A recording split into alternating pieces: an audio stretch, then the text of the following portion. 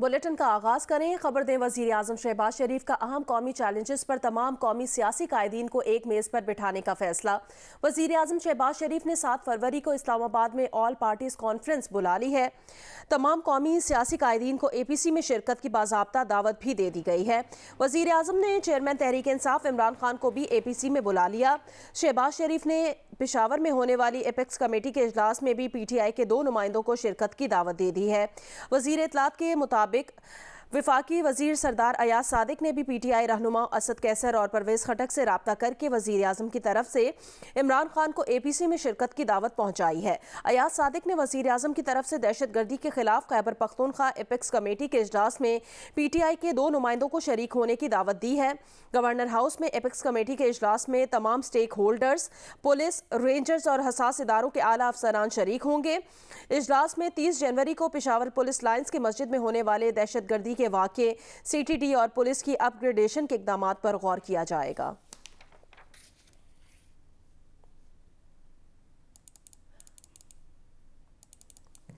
अभी आपको खबर दें, PTI के रहनुमा असद कैसर ने तस्दीक की है कि हुकूमत ने APC और एपेक्स कमेटी इजलास में शिरकत के लिए राब्ता किया है। जियो न्यूज़ से गुफ्तगू में असद कैसर ने कहा, हुकूमत की तरफ से दावत पर सीनियर क़यादत से मुशावरत कर रहे हैं।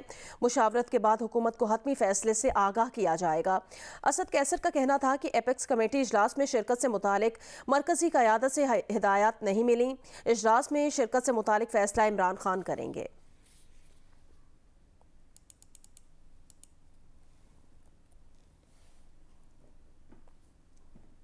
आज पेशावर में खैबर पख्तूनख्वा की एपेक्स कमेटी का इजलास गवर्नर हाउस पेशावर में होगा, जिसमें वजीर आजम शहबाज शरीफ, आर्मी चीफ, वफाकी वज़रा और दीगर इदारों के नुमाइंदे शिरकत करेंगे। एपेक्स कमेटी के इजलास में शिरकत के लिए तहरीक इंसाफ समेत दीगर सियासी जमातों को भी दावत दे दी गई है। ANP की जानिब से एमल वली खान, पीपल्स पार्टी के मोहम्मद अली शाह बाचा और फैसल करीम कुंडी शिरकत करेंगे, जबकि कौमी वतन पार्टी के सरबरा आफ्ताब शेरपा और मुस्लिम लीग नून के सूबाई सदर अमीर मकाम एपेक्स कमेटी के इजलास में शरीक होंगे। रहनुमा जमात इस्लामी इनायतुल्लाह का कहना है, जमात इस्लामी को दावत नहीं मिली।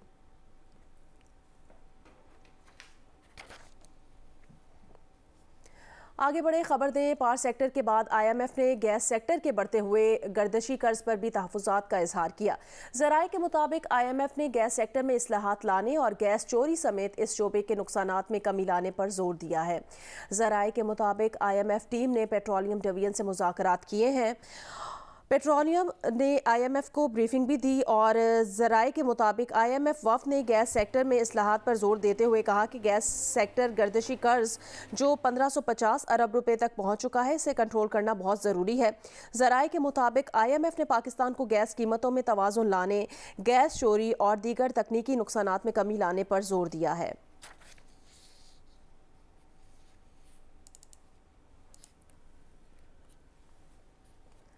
पाकिस्तान ग्रेड 17 और इससे ऊपर के अफसरान उनके अहल खाना के असासाजात पब्लिक करने की शर्त पूरी करे।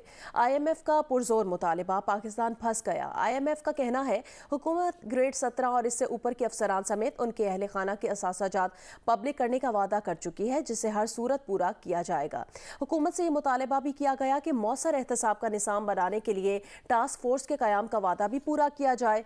इस हवाले से जनवरी 2023 की डेडलाइन दे दी गई थी और टास्क फोर्स के क़याम का मकसद NAB समेत एंटी करप्शन महकमों के फ्रेमवर्क पर नजरसानी करना है। IMF और हुकूमत पाकिस्तान के दरमियान मुज़ाकरात के तीसरे रोज़ IMF ने मुतालिबा किया कि ग्रेड 17 और इससे ऊपर के अफसरान समेत उनके अहल खाना के असासाजात पब्लिक किए जाएं। कानून नाफिज करने वाले इदारों की असासों तक रसाई के लिए गाइडलाइंस जारी की जाएं। इस सिलसिले में स्टेट बैंक, एस्टैब्लिशमेंट डिवीजन और FBR मिलकर काम करें।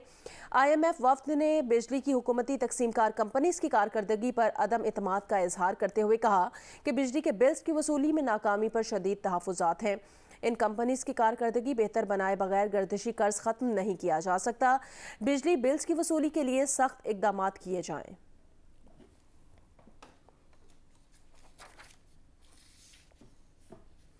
नेपरा ने सस्ती बिजली पैदावार से मुतालिक 10 साला प्लान IG सेब जारी कर दिया है। मनसूबा हतमी मंजूरी के लिए मुश्तरका मफादात काउंसिल में पेश किया जाएगा। दरामदी फ्यूल पर इन्हिसार कम से कम करने के लिए नए पावर प्लांट्स मुसाबकती बोली के जरिए मकामी सस्ते तरीन जराए पर लगेंगे। 10 साला प्लान के तहत बिजली तलब का ज़्यादा से ज़्यादा तखमीना 44,668 मेगावाट लगाया गया है। प्लान के तहत 22,180 मेगावाट बिजली पैदा की जाएगी, 13,161 मेगावाट पानी, जबकि बाकी सोलर, विंड और दीगर सस्ते जराए से हासिल की जाएगी। बिजली तलब का ये तखमीना 5.42% GDP ग्रोथ की बुनियाद पर है। प्लान के तहत मुद्दत पूरी करने वाले महंगे प्लांट खत्म होते जाएंगे और सस्ते लगते जाएंगे।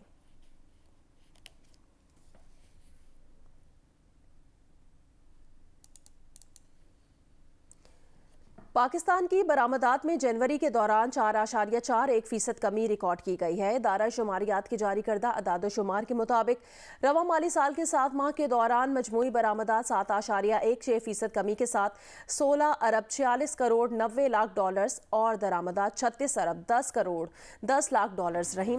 दिसंबर के मुकाबले जनवरी में दरामदात में 5.78% कमी के साथ 4 अरब 85 करोड़ 60 लाख डॉलर्स रही, जबकि इसी अरसे के दौरान मुल्की बरामदात 2 अरब 21 करोड़ 10 लाख डॉलर्स रहीं। जनवरी में पाकिस्तान के तिजारती खसारे में 6.90% कमी आई है और सालाना बुनियाद पर तिजारती खसारे में 22.71% कमी आई। इदारा शुमारियात के 7 माह के दौरान दरामदात में 22.53% कमी रिकॉर्ड की गई है।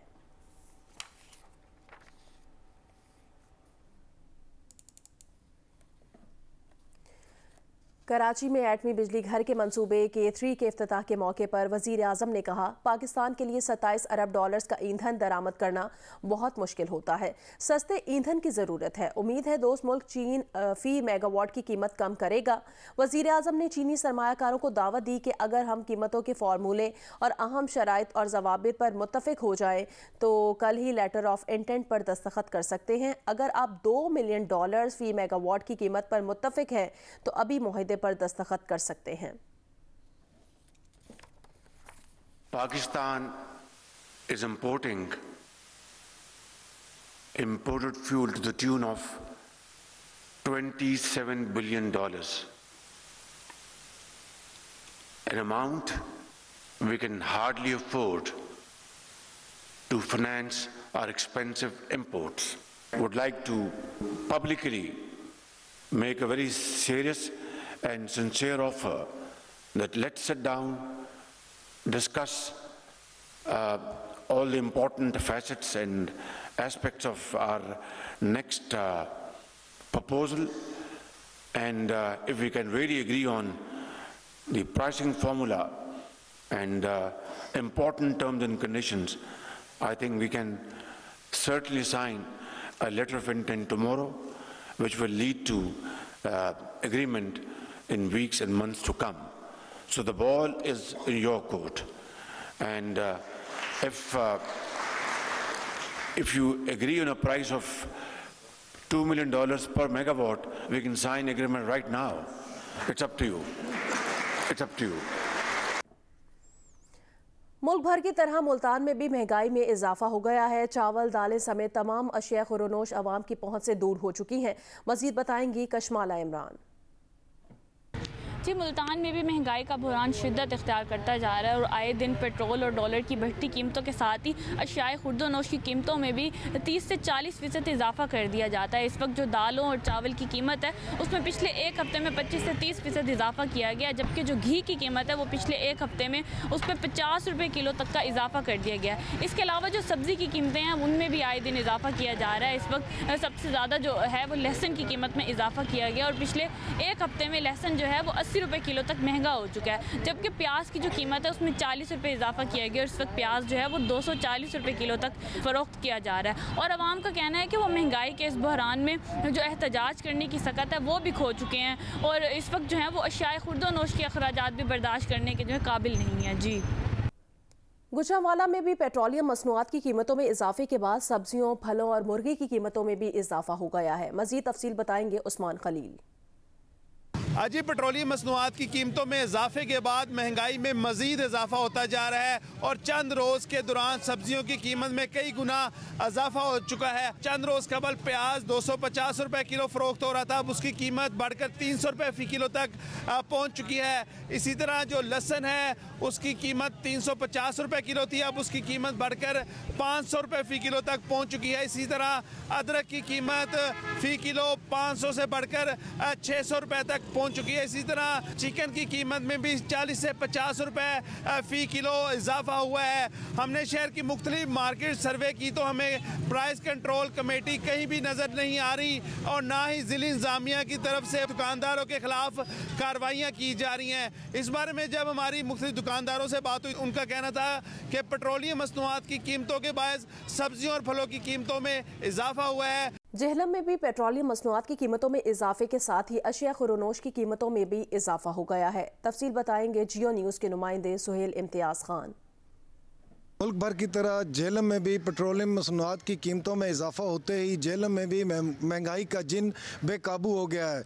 आटा, चीनी, दाल की कीमतें आसमानों से बातें करने लगी हैं। इसी तरह फल, फ्रूट, सब्जियों की कीमतों में भी होशरबा इजाफा कर दिया गया है। दूसरी जानब पेट्रोलियम मसनूआत की कीमतों में इजाफा होते ही लोकल ट्रांसपोर्ट के किरायों में भी बेपनाह इजाफा कर दिया गया है। शहरियों का ये कहना है जो सफ़र हम 20 से 30 रुपये में करते थे, अब उसी का किराया बढ़ाकर 50 से 60 रुपए कर दिया गया है। लोगों का ये कहना है कि यूटिलिटी स्टोर पर भी सब्सिडी ख़त्म कर दी गई है। जो चीज़ें आटा, चीनी, दाल मार्केट में फ़रोख्त हो रहा है उसी कीमत में यूटिलिटी स्टोर पर भी फ़रोख्त किया जा रहा है। आगे बढ़े खबर दें। वज़ीर ख़ारिजा बिलावल भुट्टो ज़रदारी से अमरीकी वज़ारत ख़ारिजा के सीनियर ओहदेदार डेरेक शोले ने मुलाकात की है। वाशिंगटन में पाकिस्तानी सिफारत खाने में हुई इस मुलाकात में डेरेक शोले ने पेशावर में हालिया खुदकुश हमले में इंसानी जानों के नुकसान पर इजहार ताज़ियत किया। डेरेक शोले ने कहा कि इंसदाद दहशत गर्दी के लिए अमरीका पाकिस्तान के साथ खड़ा है। वज़ीर ख़ारिजा अमरीका का मुख्तसर दौरा मुकम्मल करके वतन वापस रवाना होंगे। पेशावर में धमाके करने वाले खुदकुश हमलावर की वीडियो सामने आ गई है। वीडियो में देखा जा सकता है कि हमलावर पुलिस यूनिफॉर्म में पुलिस लाइंस में दाखिल हुआ, मोटरसाइकिल खड़ी करके आगे बढ़ा तो पीछे से एक पुलिस एहलकार ने आवाज़ देकर बुलाया, जिस पर हमलावर ने वापस जाकर पुलिस एहलकार से हाथ मिलाया, फिर मोटरसाइकिल लेकर पैदल आगे बढ़ गया। एक और वीडियो में हमलावर ने पार्किंग में मोटरसाइकिल लगाई और मस्जिद की जानिब बढ़ गया। तफ्तीशी ज़राए के मुताबिक पुलिस की सीनियर क़यादत निशाने पर थी। नमाज जुमा की सिक्योरिटी की वजह से हमलावर जुमे को वापस चला गया था। पीर को होने वाले धमाके में 102 नमाजी शहीद हुए थे।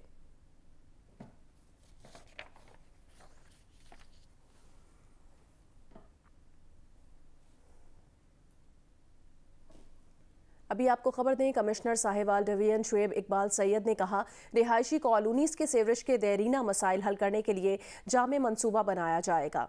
कमिश्नर साहिवाल ने शुएब इकबाल सैयद ने ज़ेरे तामीर समंदरी रोड और पाकपतन रोड समेत दीगर तरक्याती मंसूबों पर काम की रफ्तार का जायज़ा लिया। उन्होंने कहा कि महकमा हाईवे के मुतालिका अफसरान पर जोर दिया कि वो काम के मयार को हर सूरत बरकरार रखें। कमिश्नर शुएब इकबाल सैयद ने कोट खादिम अली शाह और मंजूर कॉलोनी का भी दौरा किया। इस मौके पर उनका कहना था रिहायशी कॉलोनीज़ के सीवरेज के देरीना मसाइल के हल के लिए जामे मंसूबा बनाया जाएगा। कमिश्नर ने शहरियों को दरपेश मुश्किलात को फौरी दूर करने के लिए महकमों के बाहमी रवाबित को मज़ीद बेहतर बनाने की भी हिदायत की है।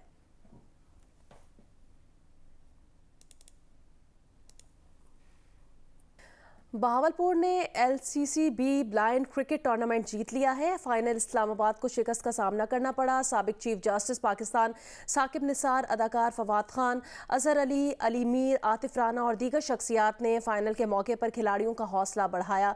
लाहौर से रिपोर्ट करेंगी दुआ मिर्जा।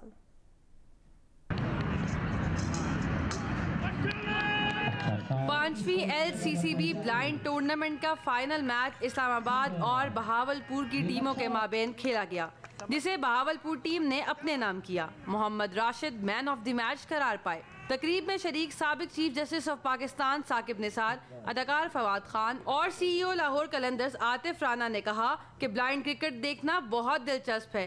पाकिस्तान में ज़बरदस्त टैलेंट मौजूद है। अल्लाह ताला ने इनको ये एक एक्स्ट्रा क्या कहते हैं इनको वीएन दिया बेसिकली कि जिससे खेलते हैं, बॉल को हिट करते हैं, पकड़ते हैं। मुझे बहुत मजा आया देखने में कि हमारे जो साथी हैं how they manoeuvre the game, how they play the game, and I think it's a learning experience के साउंड के साथ जो है खेल रहे होते हैं। पिछले 5 साल से ये टूर्नामेंट हो रहा है और 5 साल से लाहौर कलंदर्स इसको सपोर्ट कर रहा है। सो ऐसी जैसी जहाँ पे जो एक्टिविटी होती है लाहौर कलंदर हमेशा उनके साथ खड़ा होता है। कौमी cricketer Azhar Ali, head coach Lahore Qalandars Aqib Javed और अलीम डार भी खिलाड़ियों की हौसला अफजाई के लिए मौजूद थे। अलीम डार का कहना था कि नाबीना खिलाड़ियों में से कुछ कौमी सतह पर भी खेल रहे हैं। ऐसे ये बच्चे खेल रहे थे जैसे कि नॉर्मल बच्चा खेल रहा है, तो मेरा ख्याल हम सबका फ़र्ज़ है कि ब्लाइंड क्रिकेट हो, व्हील चेयर क्रिकेट हो या डेफ क्रिकेट हो, इनको हम सपोर्ट करना चाहिए। जितनी अचीवमेंट्स ब्लाइंड क्रिकेट ने पाकिस्तान के लिए हासिल की हैं, हम तो एक ही वर्ल्ड कप जीते, उसी को आज तक याद करते रहते हैं, लेकिन वो 2 वर्ल्ड कप जीत चुके हैं। मैच देखने वालों में यतीम खाना जन्नतुल फिरदौस के बच्चे भी शामिल थे,